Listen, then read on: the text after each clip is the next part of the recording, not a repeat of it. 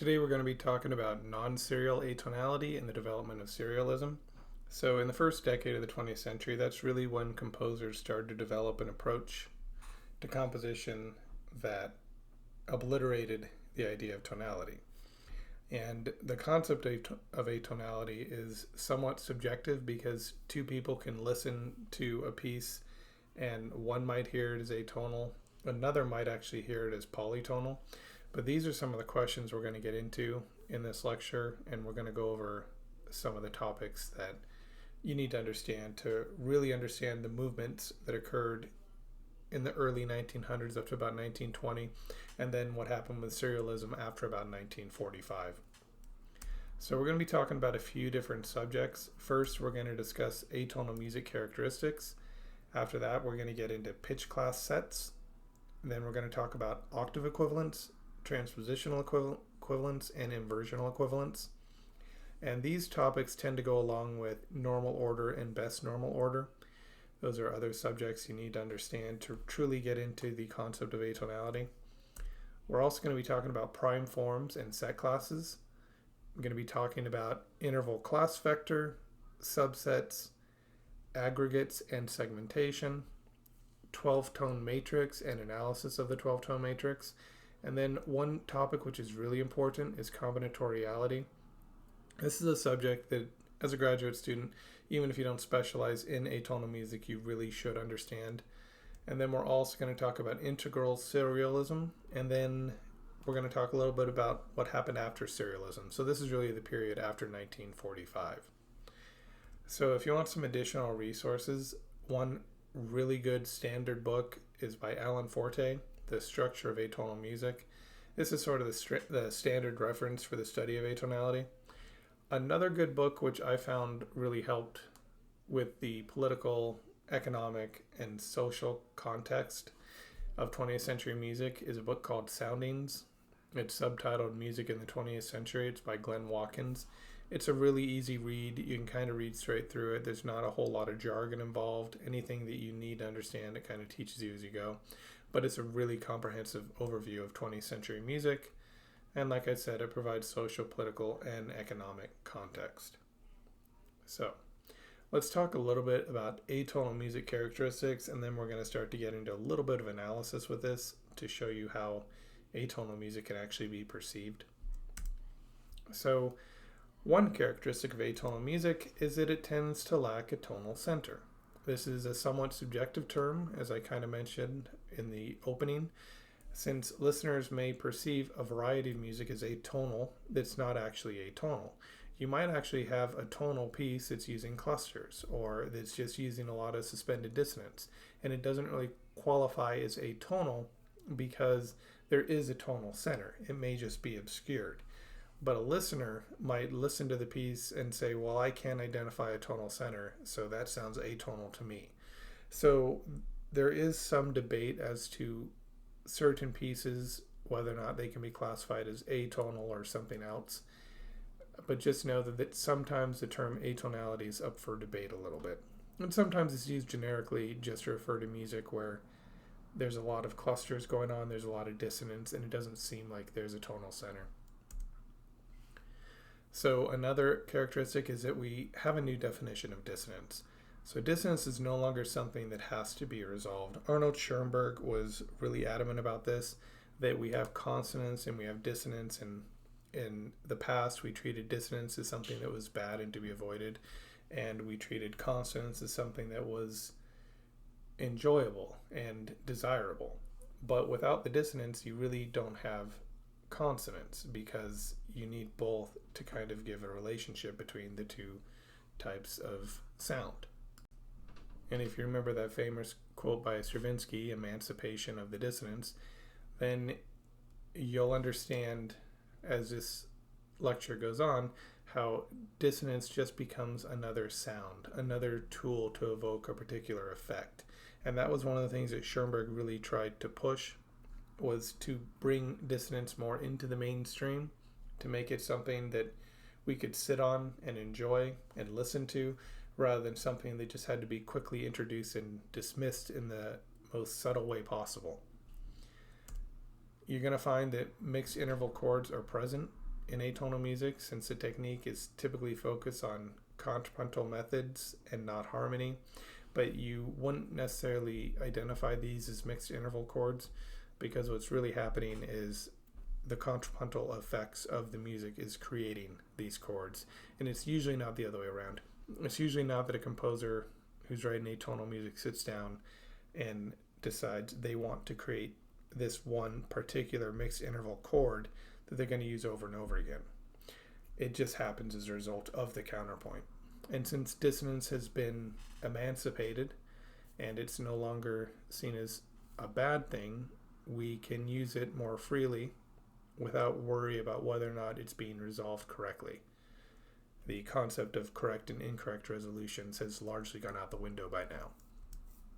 Another thing about atonal music is you'll find that the metric organization tends to become more complex, and in some ways it's less important. You may see varying time signatures. In a lot of cases, these time signatures are more formal aspects and performance aids, so that performers can wrap their head around what's actually happening in the music. And the metric organization tends to be a little bit less important. So a lot of atonal music is played very strictly, but it really should be played in more of a romantic manner, where the tempo is a little more fluid and not so rigid. Just because it seems that atonal music is created with formulas and you could almost generate, there's actually atonal 12-tone matrix generators where you can actually generate a piece based on your parameters, that doesn't mean it should be played as if you're a robot. This music is still intended to be entertaining and still intended to be music, and it needs to be interpreted. The other aspect is that melodies and themes rely heavily on rhythmic motives and textural differences. So what this means is that melody isn't always immediately apparent. What separates melody from everything else that's happening tends to be a textural separation. So the melody may be more angular, it may stick out due to its shape, whereas the texture may stay more static and not move as much. It provides sort of a background for the atonal music. Or we'll use a lot of contrapuntal techniques to really make each independent melody stand out, but they're not melodies in the traditional sense that most people could just walk down the street and remember them or sing them back. So melodies tend to become more heavily reliant on these rhythmic motives and textural differences. But even the concept of a rhythmic motive is somewhat reduced in the 20th century, because we're trying to create a new harmonic language and a new rhythmic and a new melodic language. So rhythms tend to be important for coherence in the piece, but that doesn't mean that you're going to see rhythmic motives in every atonal piece that you come across. So here's a piece by Schoenberg, 3 piano pieces. It was written in 1909. That was actually when it was published. And we're going to talk a little bit about how this piece actually works. If you can get a recording of this, you should definitely listen to this piece. But the piece, if you look at the opening of that first measure, you basically have the notes D and F, and then that F is doubled at the bass. Now, this was one of the earliest atonal pieces that we have on record, and it was completed by Schoenberg. One of the things that changed later on, as we started to become more precise about what atonal music was, and then we eventually developed the 12-tone method, that octave equivalence there, those octave registers where you have reinforcement of the octave, that's something that you probably wouldn't see in a more modern atonal work. But in the beginning, you've got to remember, Schoenberg was basically a Romantic period composer, and he came out of that tradition. So one of the transitional points as he was developing his own personal style was that he used some of the remnants of the Romantic period to reinforce his current composition. So in this case, you're seeing some remnants from the Romantic period where he's reinforcing that F at the octave. So in the beginning, you basically have a dyad, and it makes it sound like that D and F is creating the tonality of D minor. That quickly changes in measure 2, where you have this D flat that enters in what appears to be the melody, and the tonality of D minor gets obscured because there is no D flat in D minor. You could have a C sharp, that is true, but then you start to get into some of the other pitches like the E flat, the A flat, as the melody continues, and these further obscure the tonality. So he's actually being pretty intelligent here, because the piece is becoming much more atonal as it goes on. It may start in a seemingly D minor tonality, but then it quickly changes in measure 2, where you kind of have a leading tone right there to start, and then he takes it away really quickly once you get to that E flat, and you start to realize this is not like a piece that I've heard previously. This is a very atonal sounding piece. So notice the pitch classes that are used in measure 2. You've got that D flat.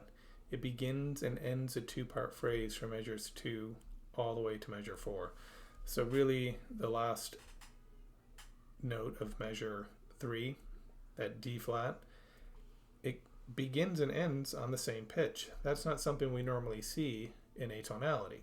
But again, he's coming from sort of a romantic period approach at this point, and he hasn't fully fleshed out the idea of atonality. So you're starting to see how it developed a little bit, at least in his mind. And even Schoenberg is still trying to keep that sense of a tonal center while freeing up the dissonance even more throughout his melody, and in contrast to what's happening in the background, the bass of the piano here. So just notice the pitch classes that are used in measure 2.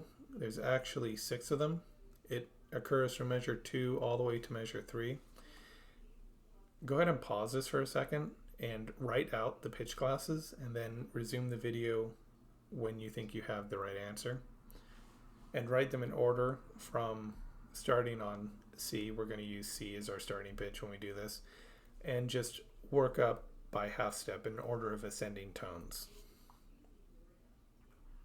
So I'll let you do that for about 5 seconds, and then I'm going to give you the answers.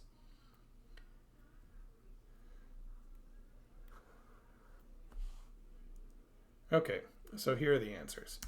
So you've got a C, D flat, D, E flat, A flat, and A. So this isn't any scale that we know of, and it's only 6 notes. We don't even have individual pitch classes to represent a full 7-note scale or anything like that. So based on this, we can see that at least the melody is pretty atonal. It's not really using any one particular pitch as a central pitch class, because it's really somewhere between the D flat and the E flat. If you said that the D flat was the tonality for the piece, you'd have to justify that along with what's happening in the bass line, because the bass line you just have the D and the F. So the big question here is this atonal or is this polytonal? So I talk a little bit about polytonality in, I believe it was lecture 5, so you may need to go back and review that. But essentially we have 2 things happening here.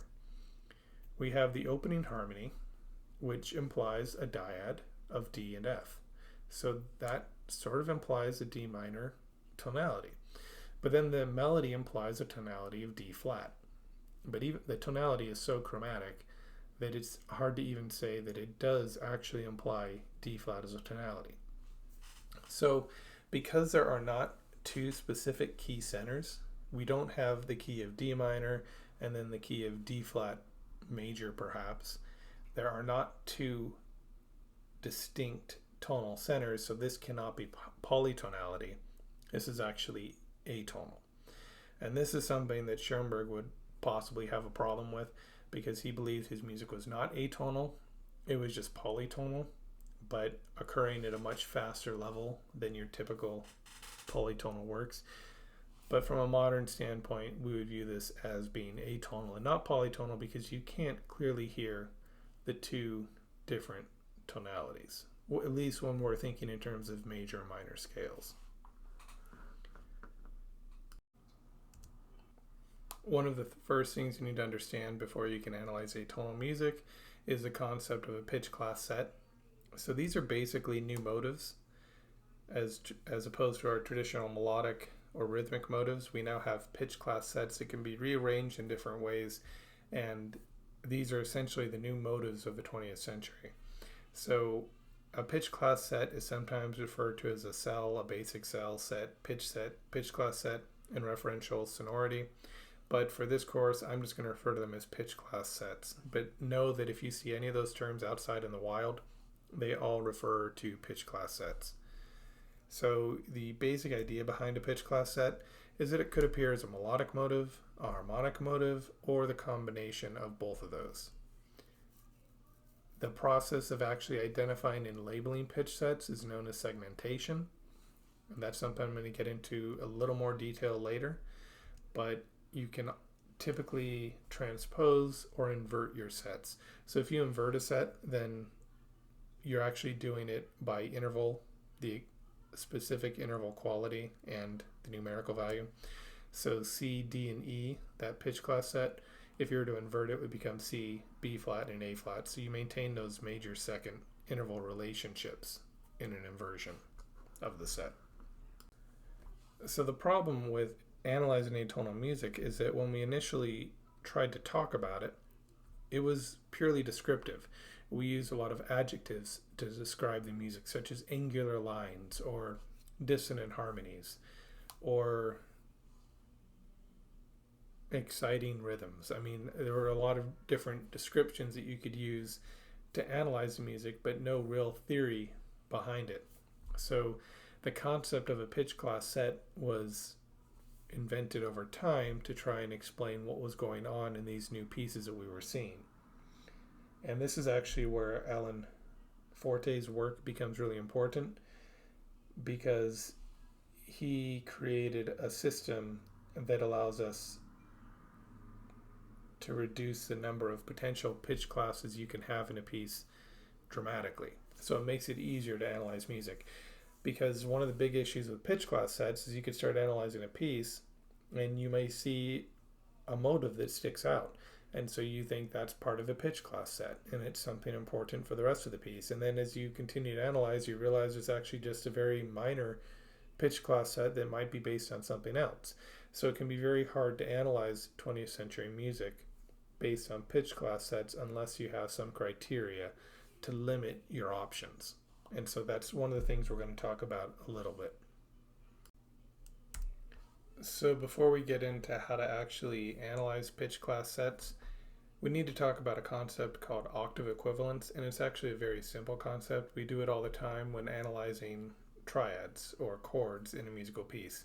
We reduce everything to the smallest possible level so we can find out what the root of the chord is and what the actual quality of the chord is. So the theory of octave equivalence dictates that the chord root is the most important thing, and the octave register chord members appear in is irrelevant for analyzing the chord. So it doesn't matter. All three of these chords are the same exact chord, but the other pitches have been dispersed into other octaves. So this is called octave equivalence. It means that it doesn't matter what octave it's in, it's still equivalent to that chord, the very first chord you see in root position stacked in thirds. It's the same type of concept that we use when analyzing pitch classes, but I'll get to that in a minute. So basically, in classical music, we can reduce everything to the root in close position. In atonal music, we can do the same thing with pitch class sets. Another concept you need to understand is transpositional equivalence. So transpositional equivalence means that chords or intervals are related by their transpositional relationship. So a simple way to think of this is all major triads consist of a major third and a minor third. So you can consider a C major triad, an F major triad, an A major triad, B flat major. All these chords have a transpositional equivalence because when you transpose them, they still maintain the same chromatic order of intervals. So this brings us to what we're really getting at, and that is normal order. So when you have a pitch class set, one of the ways you simplify it is by putting it into normal order. So with chords, we can reduce the texture to a close and root position product that lets us identify the type of chord we are dealing with. Pitch class sets don't have such an order, which makes it harder to deal with all the many possibilities. The possibilities are essentially infinite when you have 4 or 5 pitch class sets. You can never go through all the different permutations of that. It would just take too long. So what we do is we put things into something called normal order. And it's a process for determining how to arrange pitch class sets. It uses the ordering of pitches that spans the shortest distance. So it's similar to how we place chords into root position using octave equivalence. Again, with octave equivalence, the actual octave registers that chord tones appear in don't matter. The only thing that matters in classical theory is the root and sometimes a soprano when we're trying to identify whether or not we have a perfect authentic cadence or some other type of cadence. Some theory textbooks will use letters. I'm going to use letters. Others will use pitch class integers. And that just comes from my composition background. If I'm working with notes, I tend to prefer to think of the actual pitches I'm working with rather than going more abstract with actual numbers. But if you prefer to use pitch class integers, you can. That's fine. I'll translate your assignments however I need to. But with pitch class integers, the C would be 0, C sharp and D flat are a 1. Again, with both, whether you're using alphabetical pitches or numbers, the enharmonic equivalence does not matter. You can change the actual notes so they can be enharmonically equivalent, and that's fine. So this is going to take us to our next step, which is probably the most complicated part. It's where we actually have to analyze our normal order. Okay, so here we have the same piece. You see a staff above it. This is actually a preview of what we're going to be doing. I'm going to take you step by step through it. But the normal order is actually the second measure. The first measure is sort of a show your work illustration, and I'm going to take you through the entire process now. So the way that the first step is actually using a process known as segmentation. It's where you determine the normal order sets to be analyzed. So in this case, I isolated the first phrase for you. It's that D flat going to the E flat. The second set would actually be from that A flat down to the D flat. So we actually have 2 different sets here. We tend to try and keep our sets to 3, 4, maybe 5 pitches. You can have sets that are longer. You could have a set that's actually 6 pitches, but for the most part, we try and keep our sets small and confined to actual phrases. So first thing you do is you analyze a set that you want to put into normal order. So our first set occurs in the second measure, so I just highlighted that for you. I put a box around it so you could see it. The next thing you do is you place all the pitches that are used in that particular melody on a separate staff in an ascending scale order. Here I started on D flat, but you can really start on any pitch you want. It doesn't really matter. The important thing is you duplicate whatever starting pitch you have at the octave. So again, the starting pitch doesn't matter, just as long as you duplicate it at the octave. Make sure the distance between the first and last note is less than an octave, or an octave or less. So you see the D flat. I put another D flat at the end just to kind of keep myself in check to make sure nothing goes over an octave. So the third step, you don't want to duplicate any pitches. The only exception to that is I artificially duplicated that D flat because I'm going to need to use that D flat to determine how to put this into normal order. So you need to kind of keep everything within an octave for reference. So again, you can also use enharmonics, that's fine, but it's not necessary. So I just use the actual pitches are written in the score. I find that easier, but there are some instances where you might want to use enharmonics. It's a little bit easier to analyze what's actually going on in the piece. So our next step is to find the largest interval in the scale. So in this case, the largest interval is at E flat to the A because it's a tritone. So because the highest note of the largest interval is an A, that is going to be the lowest note for the normal order. So that's why in the second measure there, in the example, where I put everything in normal order, I have an A as the lowest pitch, because the highest note of the highest interval. So another way you can write this, rather than writing it out on the staff, is use brackets and just put the letter names in there, or if you're using pitch class integers, you can just put the actual numbers for each pitch in there if you want. It's really up to you. And for this class, it's very open-ended, so I don't really care which method you use, just as long as you choose one and kind of stick with it for the rest of the semester. For more information about analyzing normal order, I recommend Alan Forte's text, because that is sort of the standard text for this conversation, and anything that I would tell you at this point would really just be a repeat of information that's already in his textbook. So that may be something that you have to do if you need to complete some more research to really understand normal order. But for the most part, you just need to be able to use this terminology to talk about the music that we're going to analyze in class on a more sophisticated level, rather than just talking about the descriptive characteristics, such as a dull melody or an angular melody or any other adjectives you might use to describe a piece. So now that we've talked about normal order, you need to understand the concept of inversional equivalence. So when you invert a set in atonal music, it requires that the order of the intervals is inverted. So an example of this is if you look at the third measure in the example below, it's an inversion of measure 2, because in measure 2 you actually have a major third, or you can view it as a diminished fourth. Remember, enharmonics don't matter. Followed by a major second. And then in measure 3, you have a major second followed by a major third. So the order of the intervals has been inverted. But the outside voices still stay the same. You still have an A and an E flat. So just once again, the original interval set in measure 2 includes a major third, which could be viewed as a diminished fourth, followed by a major second. So you just invert that to get the inversion of the interval. So hopefully that's pretty clear. Your major third to major second becomes a major second to a major third. Again, we're kind of playing with this palindrome idea that keeps coming back in modern music, where we invert things in various ways. Rhythms, form, there's all kinds of different ways you can actually have a palindrome in modern music.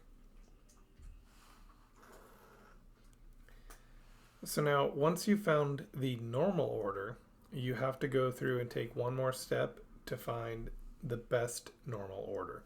So the best normal order is the version of the set that uses the smallest interval between the first and penultimate notes. So that's going to be your first and second to last note. So in this example, in measure 2, your second to last note is a D flat. In measure 3, your second to last note is a B. Since there are only 3 notes in the opening set, we're going to use the first and the second note to figure out what the best normal order is between measure 2 and measure 3. If there were 4 notes, you would compare the interval between the first and the third notes. So what I want you to do is, this is a pretty simple question, but I want you to take measure 2 and measure 3, take about 5 seconds, pause the video if you need to, if you need more time, and I want you to figure out what the best normal order is. Is it measure 2 or measure 3?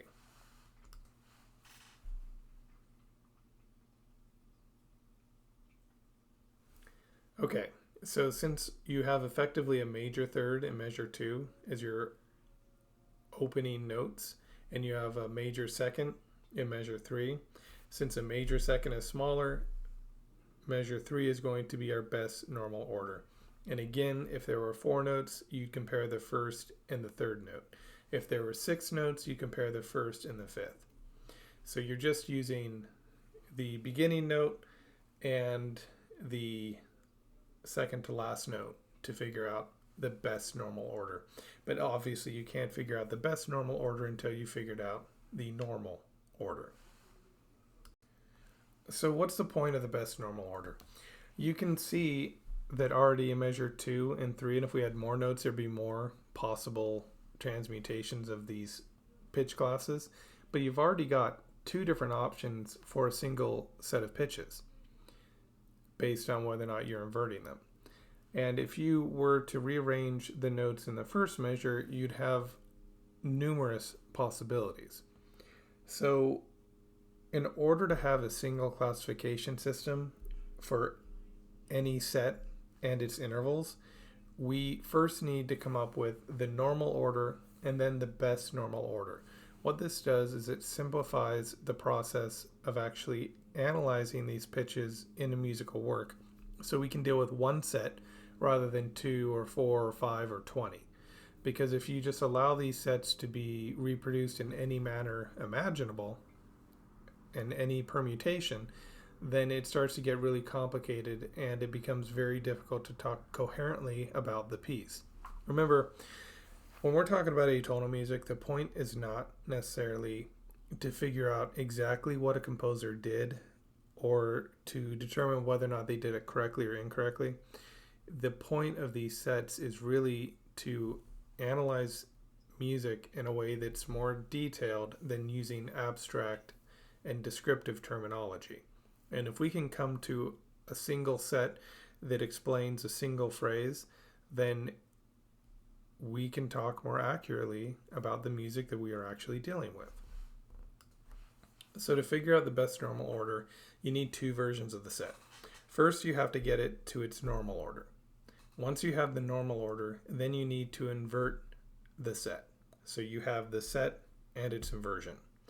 Then you compare the 2 and you figure out which version of that set is the one that uses the best normal order. And then that's the one that you'll use to discuss the piece on a larger level. It is possible when you figure out the best normal order, or when you're trying to figure it out, if you take the normal order and you invert it, it's possible that the normal order and the inversion will be the exact same pitches. So an example of that would be the notes A, B flat, D flat, and D. If the normal order is A, B flat, D flat, and D, and then you invert them, you actually end up with the same exact pitches. So if that happens, and it does happen sometimes, we just call that an inversionally symmetrical set. So here's an example of that set I was talking about. If you look at the first and the second measure, they're actually identical. And what's happening here is you have a minor second between the A and the B flat. You got a minor third between the B flat and the D flat, and then essentially a minor second between the D flat and the D. If you then invert that to figure out the inversion of this, the D down to the D flat, that's still a minor second. The D flat down to the B flat is a minor third, and then the B flat down to the A is a minor second. So it's going to be the same forwards as it is backwards. So if you look at the pitch class set, it's labeled 1, 2, 3, 4, 5. If you look at these pitches, you're going to see that there's actually 2 instances of a major third, which is the largest interval in this set. So between the D and the F sharp and the A sharp, which we can effectively just view as a B flat, and the D, you have a major third. So when you have a pitch set that has more than one occurrence of the largest interval, you have to take an extra step to find out what the best normal order is. So you start out by finding out what the normal order is, and in this case we use the F sharp from the first major third, so note 1 and 2, the D and the F sharp in the pitch class.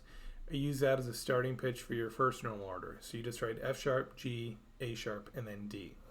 Since your other major third ends with note number 5 there, as the highest note of the second major third, the next set in measure 10, 11, 12, and 13 is going to be D, F sharp, G, and A sharp.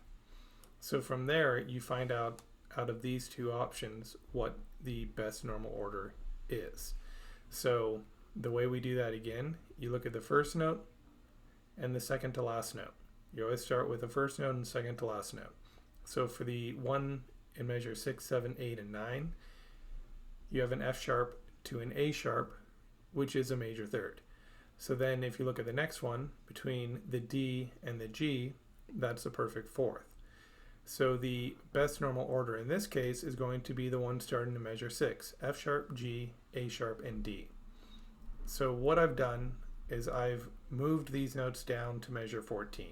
So now I'm going to take you through this process because this is actually pretty complicated, and I've actually seen theorists think of this in more than one way, but I'm going to show you the way that I learned, the way that I believe is most accurate, and the way that Alan Forte actually explains it in his textbook. Okay, so in these cases, finding the best normal order is more complicated because we have two major thirds. We have two occurrences of that largest interval. So we've already found the normal order of the pitch class. That's the example in 6, 7, 8, 9, and 10. Now what I've done is I've brought that normal order down to measure 14 so we can play with it again. We now need to find the inversion of the normal order. So we're still going to start with the same opening and ending pitch, the F sharp and the D. I change it to a G flat just to make it a little more easier to read so we don't have a lot of accidentals going on.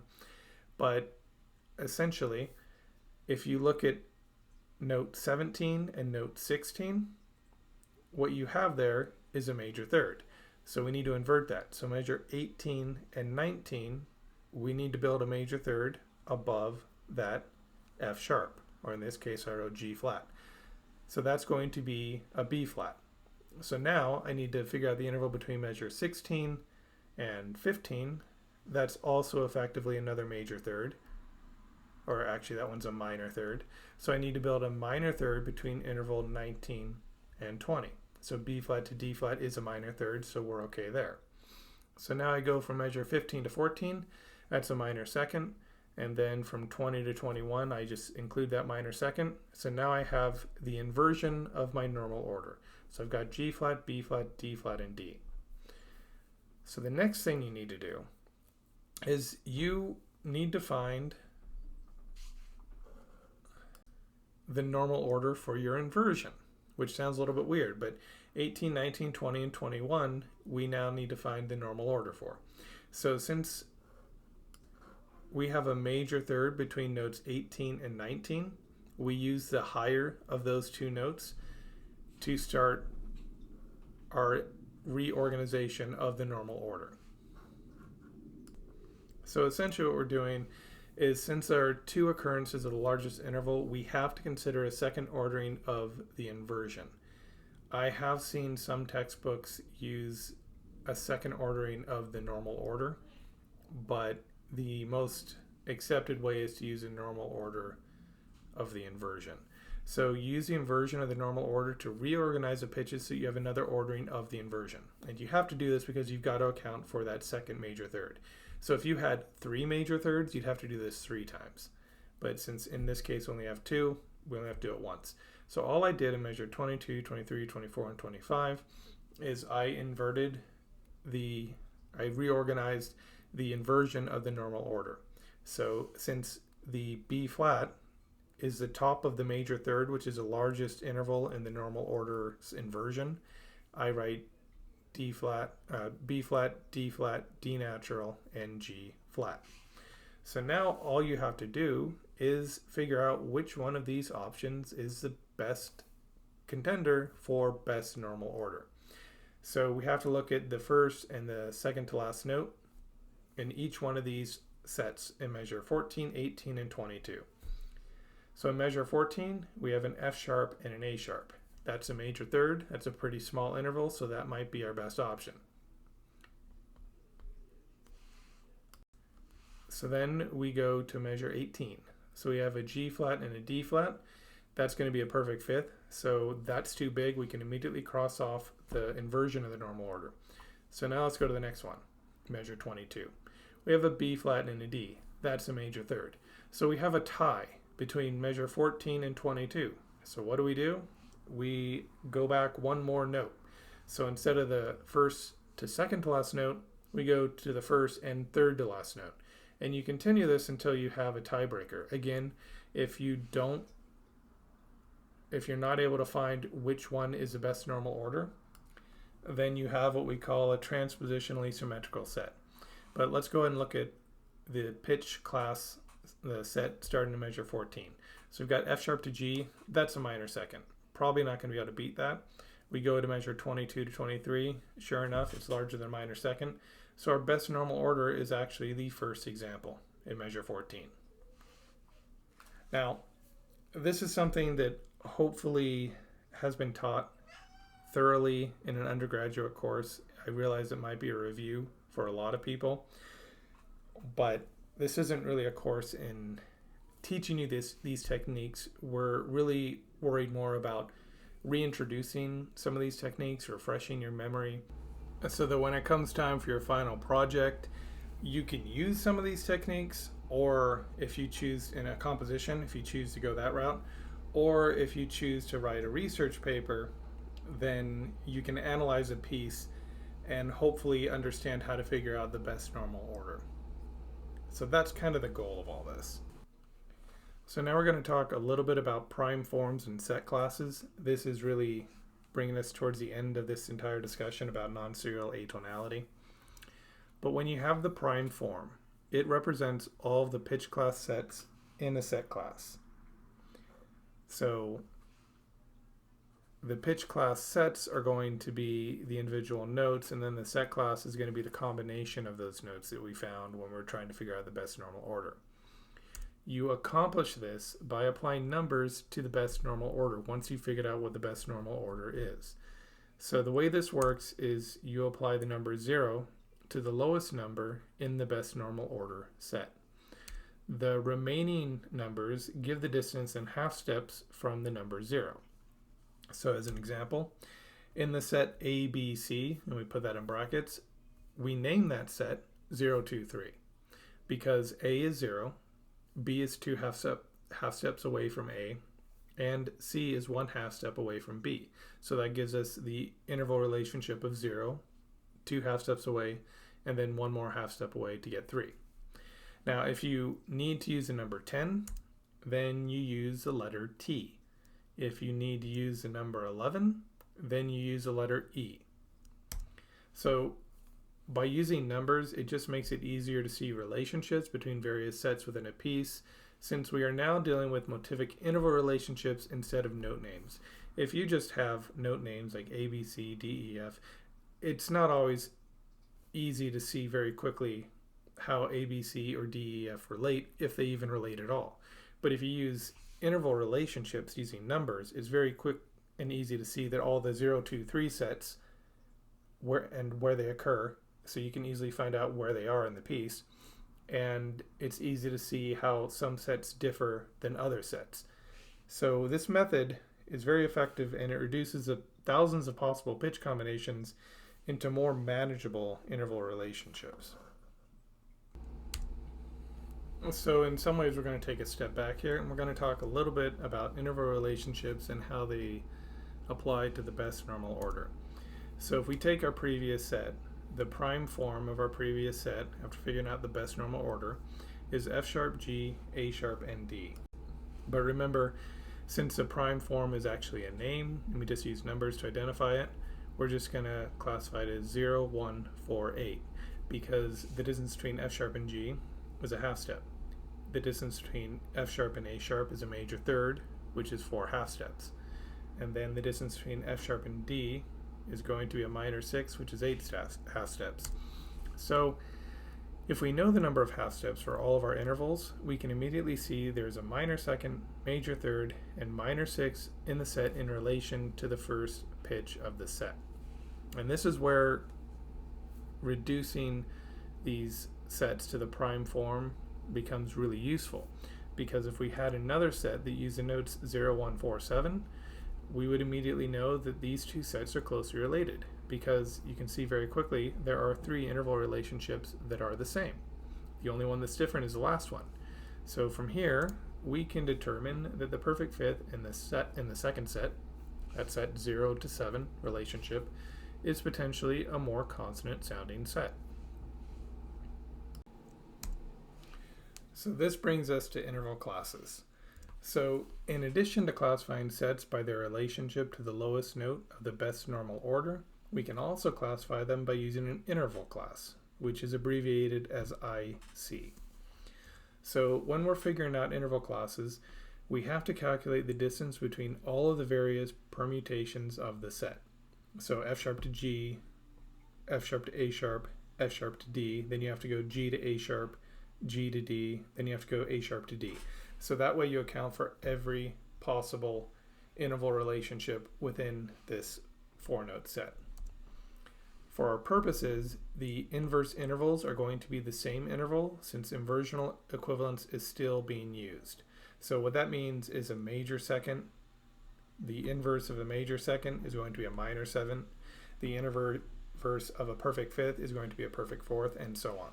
So interval class number 1, which we just label as 1, is either going to be a minor second or a major 7th. So the interval class between F sharp and G is interval class 1. We just identify it as 1. Interval class 2 is going to be your major second and minor 7th, and we just identify that with the number 2, IC2. Interval class 3 is going to be your minor 3rd and major 6th. Interval class 4 is going to be the major 3rd and the minor 6th. Interval class 5 is a perfect 4th and a perfect 5th. And then interval class 6 is going to be your tritone, your augmented 4th and your diminished 5th. So you can use these interval classes to figure out the interval class vector, which we're going to get to in just a second here. So the next step is to analyze interval content. So I put here on the right hand side all of our interval classes for easy reference because we're going to be using these now. So you have to calculate a set according to its interval content in order to figure out what the relationships are. But the way you do this is you calculate all the interval classes between each note in the set and all of the notes that follow above the note. I kind of gave you a preview of this already. So the interval between each pair of notes in the set is going to be counted only once. So we start with F sharp to G. That matches interval class 1 because it's a minor second. So now we go to F sharp to A sharp, the next 2 notes in the series. That's going to be a major 3rd, so that's interval class 4, because interval class 4 contains major 3rd and minor 6. Then we go to F sharp to D. That is also interval class 4, because that's a major 3rd and a minor 6 as well. So what this already tells us is that 2 of these interval classes have the same basic sonority and they have a relationship to each other. So that's important. It tells us that this is a pretty consonant set right now. So then we go on to the next note. We move up to the G and we compare the G to the A sharp. So that's interval class 3 because we have a minor 3rd there. You can think of it as G to B flat. Remember, you need to make these enharmonically equivalent to whatever the notes actually are, so you can just reduce them to the basic intervals, because again, nobody's going to hear an augmented second in a piece. They're just going to hear it as a minor 3rd unless they have the score in front of them. So it doesn't really matter if it's an augmented second or a minor 3rd. So then we go to the next 2, G to D. That is a perfect 5th, so we classify that as interval class 5. So again, this is a really consonant sounding interval class. We don't have any tritones at all in here right now. So then we go to the last one, and there's only one option, A sharp to D, and that gives us interval class 4. So what we see right away is that that interval class 4 appears quite frequently. It's a major feature of this particular set. So notice that the IC4 occurs 3 times, and the other interval classes either didn't occur or only occur once. So the way we do this is once you have your interval classes, that listing that I just created there, F sharp to G is 1, 4, 4, 3, 5, 4, you can arrange them into what we call an interval class vector. This is where all 6 interval classes are represented by a list enclosed in brackets. So I'm going to show you what I mean. So here we have 6 ones in a row. This would indicate that there is one of each interval class present.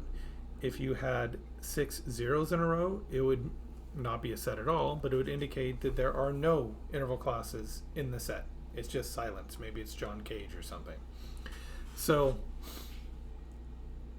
you can have as many intervals as you need. So those ones could be 2, 3, 4, 5, or even 6 if just one interval class is used throughout the entire set. But the important thing is the ordering. The placement of that first one should refer to the number 1 in the set. Okay, the second set should refer to the second interval class. The third placement should refer to the third interval class, and so on. So you have a unique placement for each interval class. So the way we would analyze this particular interval class, I'm going to show you it in a moment, but to create an interval class vector for this, I want you to go ahead and pause the video, and I want to see if you can figure out what the interval class vector is for all the interval classes and the set that I just created in measure 14 to 17.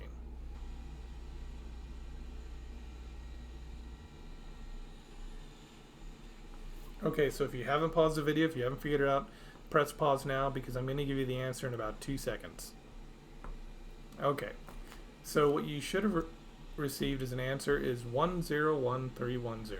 So that is your interval class vector for our prime form listed in measure 14 to 17. So what this means is we have one instance of interval class 1. There are 0 occurrences of interval class 2. There is 1 instance of interval class 3. There are 3 instances of interval class 4. There's going to be 1 instance of interval class 5, and we have 0 instances of interval class 6. Okay, so now we're going to talk about something called a Z-related set. These are sometimes also referred to as isomeric relations, but we're just going to refer to them as Z-related sets if they occur in the course. So the interval class vector is one method that you can use to compare pitch class sets that have a similar size, but they do have some issues. So basically, a Z-related set are 2 different set classes that may have the same interval class vector. An example that is commonly used because it's taken from one of Berg's pieces, it's 2 chords from Berg's Warm is in the Air, is the interval class set 0137 and 0146. So both of these sets have an interval class vector of 111, 111, where all of the intervals are used at least once. Even though these are different set classes, they are not related by either a transposition or an inversion. Since the interval class vectors are the same, they are considered Z-related sets. Now, one thing that you should know about Z-related sets is they only come in pairs. That's sort of a requirement for it to be considered a Z-related set. So we can come up with a definition for a Z-related set based on this information, and a Z-related set is a relation between 2 pitch class sets. Both sets have the same interval class vectors, but they are not transpositionally related or inversionally related. So the next thing we're going to talk about are subsets. So pitch class sets that don't belong to the same set class but are related to each other since they are part of a larger set are known as subsets. So I'm going to give you an example of this. But pitch class sets will typically use the same pitches but not necessarily the same prime forms. Let's use the set ABCD or 0235 as an example. So a subset of 0235 could be ABC, which is 023. It could be ACD, which is 0, 3, 5. Or it could be B, C, D, which is 0, 2, 3. In this case, all the numbers actually match our larger set, the A, B, C, D set, but they don't have to match as long as the note names essentially stay the same. So you could have any configuration of A, B, C, D. You could do C, D, A, which would give you 0, 2, and then 4. And that would still be related to A, B, C, D, that 0, 2, 3, 5 set, because the letter names are still the same. They're basically still a relationship to the original set. So based on this, you could, let's say you had the set 0, 2, 3, 5 like we have here. Any 0, 2, 3, no matter what the letter names actually are, you could say that's related to the set 0, 2, 3, 5.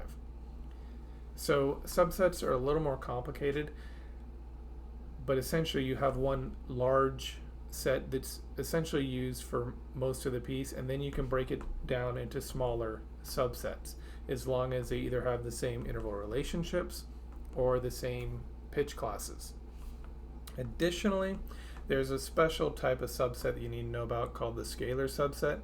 It's a special distinction for subsets that use a scale. So typically it's going to be a diatonic, octatonic, or whole tone scale, but it can really be any scale that the composer chooses to use.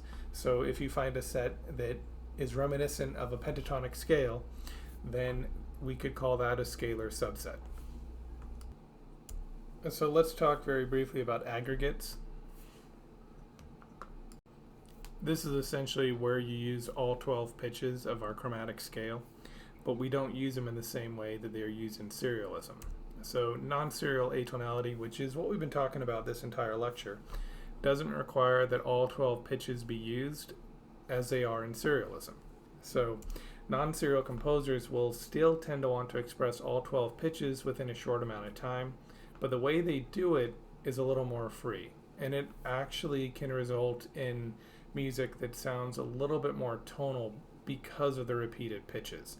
It gives the listener something to latch onto, and it makes it easier to comprehend motives in a musical work that aren't completely restricted to these prime form or these sets that we've been using. So when all 12 pitches are expressed within a short period of time, we call that an aggregate. The main difference here, again, I just have to repeat this, is that with non-serial atonality, the pitches don't have to occur without duplication. So you've got your 12 pitches of the chromatic scale. Maybe you start with a C, you go to C sharp. In non-serial atonality, you can come back to that C again. In serial atonality, in serialism, we do not come back to that C until we've completed all 12 pitches. Because the point in serialism, which we're going to get to in part 2 of this, is to create the complete absence of tonality. And one of the things that Schoenberg especially started to realize was that when you used all the pitches and you duplicated certain pitches, it created a sense of tonality, even if it was short-lived, sort of like quick tonicizations that occurred repeatedly and then moved on to a completely new key center.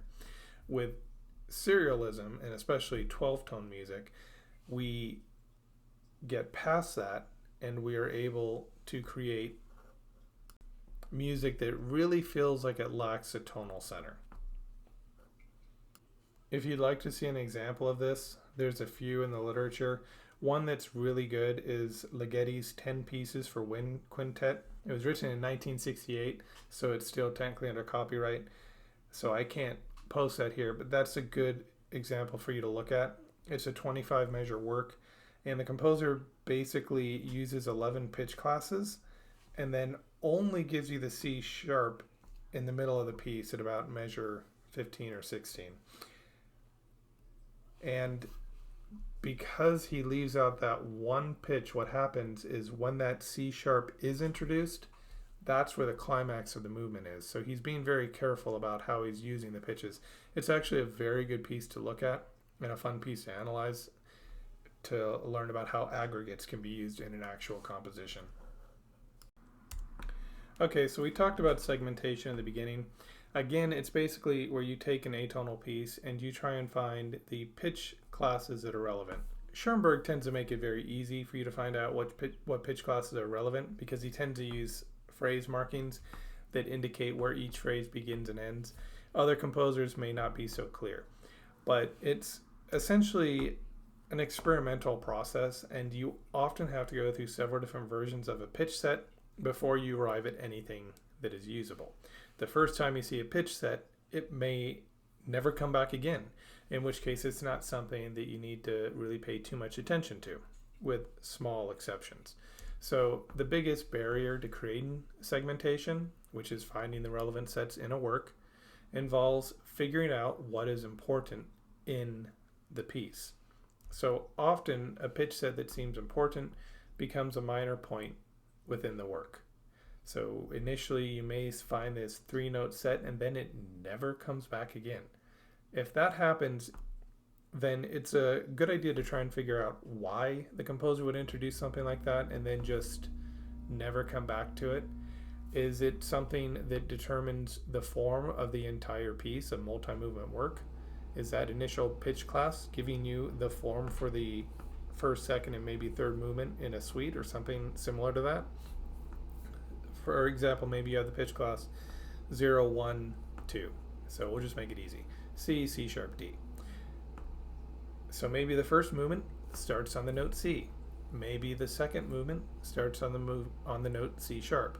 Maybe the third movement starts on D, but you don't see this pitch class anywhere else in the work. So often trying to figure out segmentation and what's important in a work is a detective process, and it can take you several hours, days, weeks, months, even years to figure out what's going on with a piece.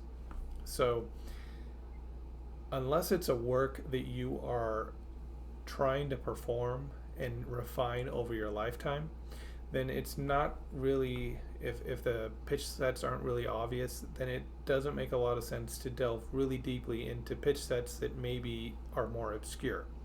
However, if you want to become a performer that takes a Ligeti piece, for example, and really provides unique interpretation, then you might want to take more time. And if you often what performers will do is they'll have a repertoire of their signature pieces. So if you want to continually delve deeper into a piece, then it makes a lot of sense to try and get into your own analysis of segmentation and pitch class sets if you're interested in performing atonal works, because then over a lifetime you can continue to get deeper and deeper into the composition and eventually create your own interpretation. And it almost doesn't even matter if the composer agrees with your interpretation, because as a performer, I believe that you have the right to interpret it based on your understanding of the music that the composer has given you.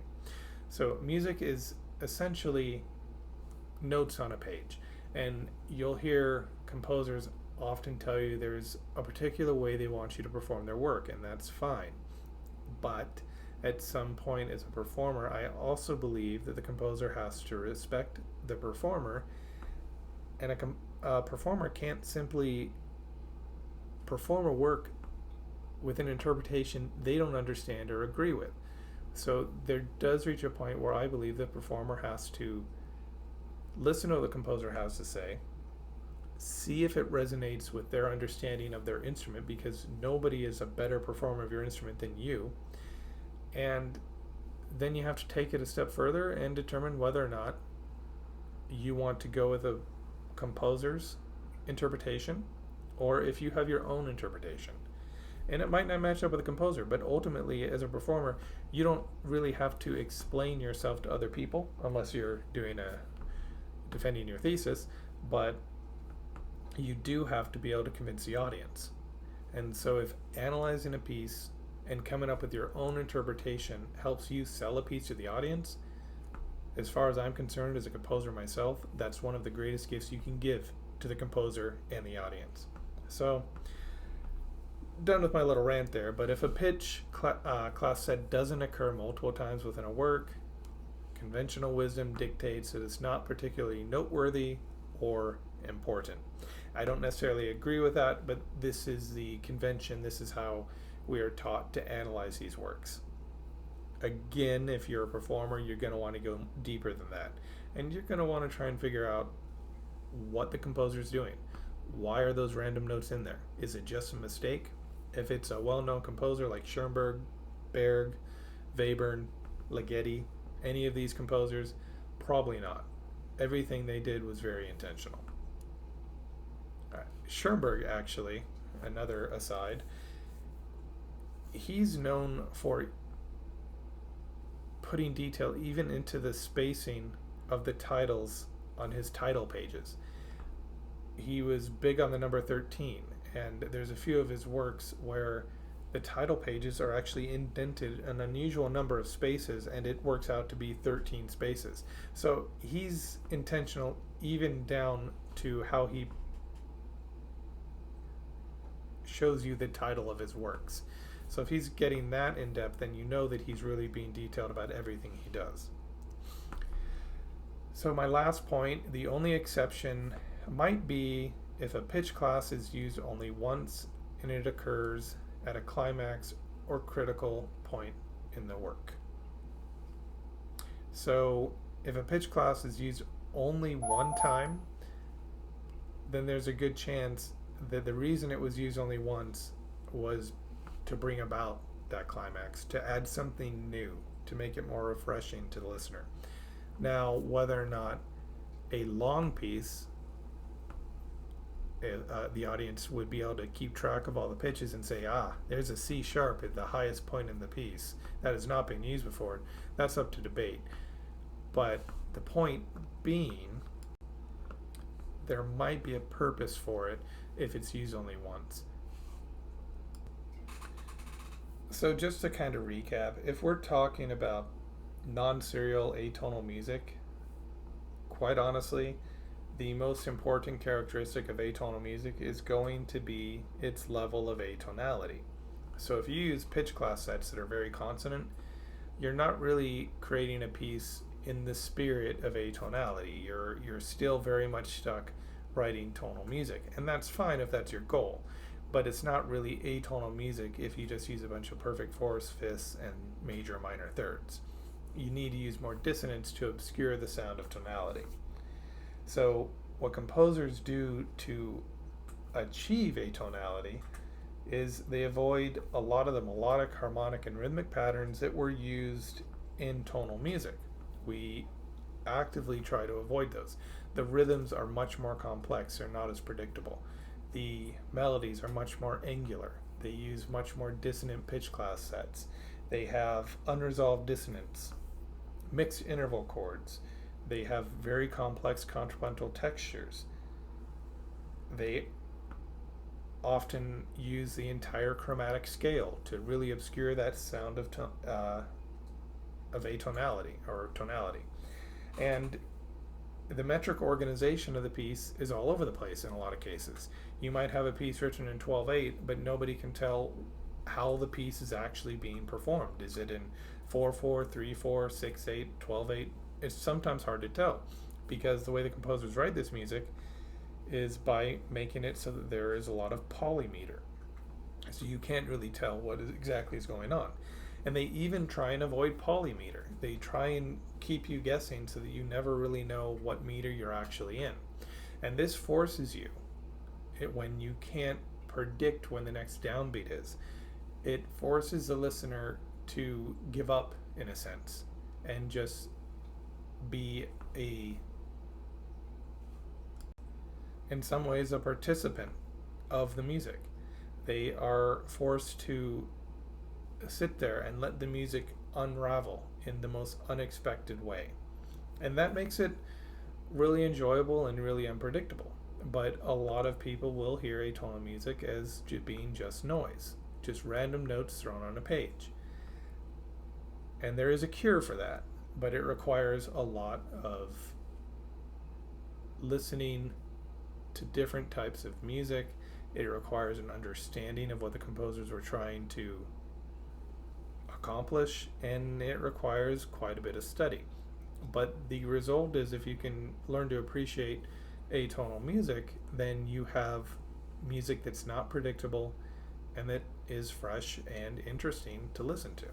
Not that other music is not interesting to listen to, but there certainly isn't a whole lot of music like atonal music. And when you can start to hear the individual pitch classes, and you can start to hear the Klangfarben melody, which we'll talk about later, then it just opens up the world to new possibilities.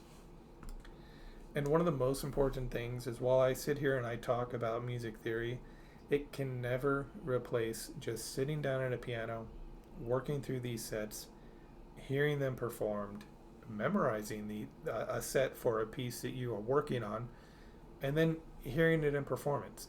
There is the best way to really learn to appreciate atonal music, if that is one of your goals, is exposure and active participation in the process. So that's it for part 1. Part 2 is going to be a separate lecture, and I'll post that shortly. But part 2 is going to deal with serial atonality, so serialism.